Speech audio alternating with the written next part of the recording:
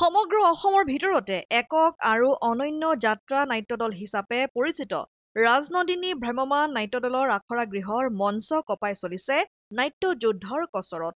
এদল প্ৰতিভাধৰ দক্ষ নাট্যকৰ্মীক লৈ অষ্টম বৰ্ষৰ বাবে সম্পূৰ্ণৰূপে সাজু ৰাজনন্দিনী ভ্ৰাম্যমাণ নাট্যদল। সমগ্ৰ অসমতে পৰিচিত জ্যেষ্ঠ সাংবাদিক নকুল তালুকদাৰৰ মুখ্য পৃষ্ঠপোষকতাত গঢ় লৈ উঠা আৰু PJ প্ৰিন্সে প্ৰযোজনা কৰা ৰাজনন্দিনী ভ্ৰাম্যমাণ নাট্যদলে এইবাৰো শীৰ্ষত আৰোহণ কৰি দৰ্শকৰ মনত ৰেখাপাত কৰিব বুলি দৃঢ় আত্মবিশ্বাসী হৈ পৰিছে পৃষ্ঠপোষক, প্ৰযোজক আৰু অভিনেতা-অভিনেত্ৰীসকল।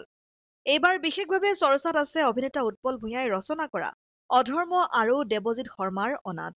দুয়োখন নাটকেই অতি মননশীল নাটক হোৱাৰ লগতে অভিনেতা-অভিনেত্ৰীসকলৰ মন পৰশা অভিনয়ে দৰ্শকৰ হৃদয় চুই যোৱাটো নিশ্চিত।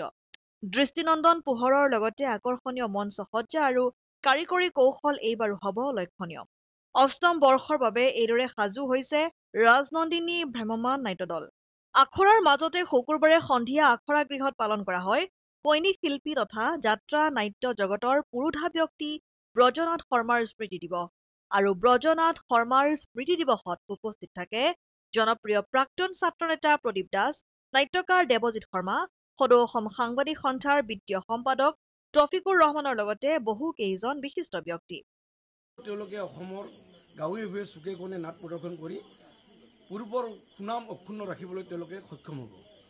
আৰু ৰাজনন্দিনী ভ্ৰাম্যমাণ নাট্যদল আনতকৈ পৃথক, বহুত ক্ষেত্ৰত আনতকৈ পৃথক। আজি দুইজন পুৰোধা ব্যক্তিৰ সোঁৱৰণত আজি ৰাজনন্দিনী পৰিয়ালে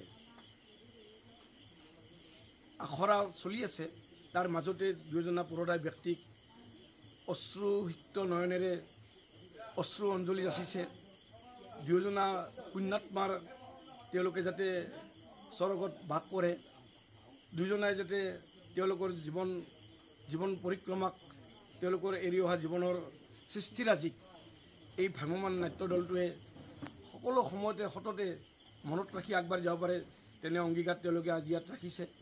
সেইবাবে ক'ব খোজোঁ যে অসমৰ ভ্ৰাম্যমাণ যিমান যাত্ৰা দল বা যিমান নাট্যদল আছে তাতকৈ অলপ পৃথক ৰাজনন্দিনী ভ্ৰাম্যমাণ নাট্যদল। গতিকে তেওঁলোকৰ এইবাৰো যি এদল নাট্যযোদ্ধাক লৈ তেওঁলোকে নাট মঞ্চস্থ কৰিবলৈ আগবাঢ়িছে, অতি গভীৰ বিশ্বাসেৰে ক'ব খোজোঁ তেওঁলোকে এইবাৰো পূৰ্বৰ সুনাম অক্ষুণ্ণ ৰাখিবলৈ সক্ষম হ'ব। মুকালমুৱাৰ পৰা সুৰজিত পাঠকৰ ৰিপৰ্ট, অসম আদিত্য।